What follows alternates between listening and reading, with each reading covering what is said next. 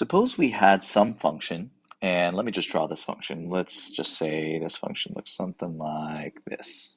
Okay, just drawing something arbitrarily. Suppose we had some function, and we'll call this function here f of t. So this function here is a function of t, and it is clearly a continuous function here, and it's going to be closed on the interval, or it's going to be on the enclosed interval from, let's say, a is here, and let's just draw b somewhere right around here. Okay, so we'll just say that is b. So f of t is a continuous function on this closed interval a to b. And if this helps you kind of conceptualize this a little bit easier, you can kind of act as if this function represents something like miles per hour, for example. So it's a function that gives you the miles for every hour, where t represents hours, if that helps you make more sense of this. But it's not necessary. Now, suppose we had some other function. Um, let's say if I were to draw, let me just go ahead and select an x value that's somewhere along this line of t, or this axis of t. Let me just draw that kind of arbitrarily.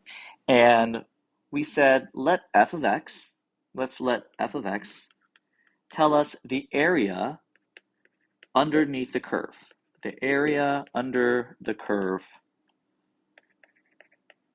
of f of t. Okay, so this area here, which I'll just kind of draw here in blue, so I'm just going to kind of quickly shade this in, not anything too crazy, but just kind of a general sense of the area here. So suppose we had this area here represented as f of x. Now, we already know that the area is the definite integral of f of t. So we can say that f of x, this function here, is equal to the definite integral from a to x. And we discussed this in our previous lesson when we discussed the definite integral effectively being the limit of the Riemann sum, as we have a number of subintervals or rectangles that approaches infinity. Now, notice here that f of x is a function of x. That is to say, as x increases, so if x were to go in this direction here, our area would increase. If our x were to decrease or go closer to a, then our area would decrease. So although f of t is a function of t, like something like miles per hour, the actual area, or in this case, the number of miles traveled over that time interval, would actually be a function of x. It depends on which input we're choosing for x here. So if f then is a function of x, then the question I can ask then is, what if there were a slight change in the area? That is to say, what if we had a small change in x? So let me just kind of choose a different color here, something like red. Suppose we had a small net nudge here in x. So I increase or move x a little bit further away from a, and that means our area is going to change by a very small amount. And I'm going to kind of over exaggerate this here. So this would be kind of our increase in area. And just to make this a little bit easier to see, let me just pretend like we're kind of zooming in on this. Let me just pretend like we're zooming in on this very small nudge. And so hopefully I can just see this as a rectangle. And let me just go ahead and erase that. Okay, so pretend we kind of zoomed in on this, and we have now a very small change in x, or a very small change in f of x, I should say. So this would be a small change in f, or change in f, and that's the common notation that we would use for that. The width of this little rectangle, or this small sliver here, would be this would be a small change in t, or we can call this delta t, or we can also call this dt to represent a small change in t. Now, what about the height of this rectangle here? Well, the height of this rectangle, the smaller that this interval would be, we'd see that effectively the height of this rectangle, or what looks like a rectangle, would just be the height or the value of the function at this small change in dt. So this would be f of t here. So given what we know about the area of a rectangle, we can say that this small change in our area, df, is equal to our height times our width, which is f of t times dt. We could also rewrite this with f of t isolated so that we can say df dt, we're basically just dividing both sides by dt, is equal to f of t. So I know that seems like a very basic algebraic operation here, but this is actually a pretty profound idea. What we can do is we can deduce that the derivative of our area function must be equal, I should say the derivative of our area function, the derivative of f of x must be equal to the height of the graph at each point. That is, we can say that df dt is the function of the graph itself. Let me actually rewrite this because this is that important. We can say that the derivative of our function, our area function here, is the derivative of our definite integral from a to x, f of t dt. Now, what we've just stumbled upon, this very simple kind of deduction here, this logic that says, hey, a small change in our area is going to be exactly equal to the height of the function itself. This is what's known as the second fundamental theorem of calculus. Now you might be thinking, wait, the second fundamental theorem of calculus? Well, hold on.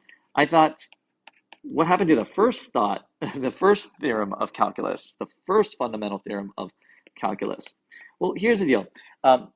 What people call the first and second theorem, fundamental theorem of calculus, or second and first FTC for short, that actually gets interchanged depending on who you talk to and what textbook you read. Honestly, it's not that important. I consider both the first and second fundamental theorem calculus actually two sides of the same coin, or you can even think of it as just two parts of the same theorem. And I consider this idea here to be essential or fundamental, if you will, to what will become the more popular or more popularly known fundamental theorem of calculus, which we'll discuss in just a moment. But this key idea here is really necessary. Why is this so important? Because this is the bridge between differential and integral calculus. Previously, we only knew that an antiderivative was the function whose derivative was known. And we also knew, and we learned in our previous lesson, that the definite integral represents or gave us the exact signed area underneath the curve. What the fundamental theorem of calculus does is it connects these two ideas and says that to find the function giving us this area, to find the function, to find f of x, we can simply find the antiderivative or the indefinite integral instead of having to find a limit of our Riemann sum. Moreover, that means we can simply evaluate that definite integral at the upper bound. Okay, so again, just to kind of recap here, we can say that to find that area underneath the curve, we can simply find the antiderivative of this function. To find the area underneath the curve, we can simply find the antiderivative of this function and evaluate it at that upper bound. So anytime we want to integrate a function, instead of having to add up the infinite number of, or the number of intervals as the number of intervals approaches infinity, we can simply find that antiderivative there. Question though, what if our lower bound isn't equal to 0? So let me actually just change this. What if instead our lower bound were somewhere, let's say here. Let's just say A is here instead. And instead now I want to find the area from A to X here. Well, what do we do then? Well, it would kind of make sense to us pretty clearly here that what we would need to do is first we would find the integral from A to, or excuse me, let's start from here. Let's actually go from 0 to X. Okay, we'd go from 0 to X, basically find that entire, and actually let me change that color to blue because I want to keep it consistent here. I would find the area from 0 to X of our function f of t dt. And again, that is going to give us the area as a function of x from 0 to x. That's going to be the entire blue shaded region there. And then I can find the area from, and let me do this in a different color. Actually, let's choose red here. Then we can find the area from 0 to a. So from 0 to a of that same function, f of t dt. And that here we can say is f of A, the area up until A, or the function our area function evaluated at A. And what we're doing is we're just simply subtracting. We're taking the total area, the total blue area, and subtracting that red area. And what's left over is that purple area. And so we can say here, very more concisely, that this integral evaluated from A to X, let me actually zoom out here so we can keep that graph in our picture. That area evaluated from A to X, or that function, I should say, integrated from A to X, which is the signed area between A and X, can very simply be stated as f of X minus f of A. Now, this is what is commonly known as the fundamental theorem of calculus. And people often refer to this as the fundamental theorem of calculus because what it does, it gives us the exact area underneath the curve between two ends of an interval by just evaluating the integral at the upper bound and then evaluating the integral at the lower bound. Now, if you take a step back and think about this, this is an incredibly cool idea because effectively what we've had to do in the past is we've had to add up an infinite number of areas to all of these subintervals here.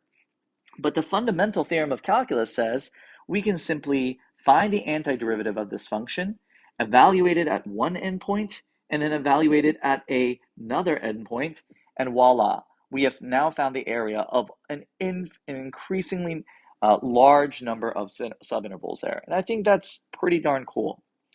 Now, one last question that might remain about the fundamental theorem of calculus is, as we've been doing this and we've been finding the antiderivative, a question you might be asking yourself is, well, what about the constants? Because every time we're finding an antiderivative, there are an infinite number of antiderivatives. We're finding a family of functions. Well, the idea here is those constants kind of take care of themselves. And what I mean by that is when I am finding the antiderivative of this function here, let's say that's f of x plus some constant, and then I'm subtracting from that the antiderivative evaluated at a. Let me actually put all this here, and we have some constant here. Well, if we work this out, all we're doing is just subtracting the constants. This would just be f of x minus f of a plus c minus c. And so these sort of take care of themselves, okay? So the fundamental theorem of calculus isn't an overly difficult idea, but it's an incredibly important one because it links together both differential and integral calculus.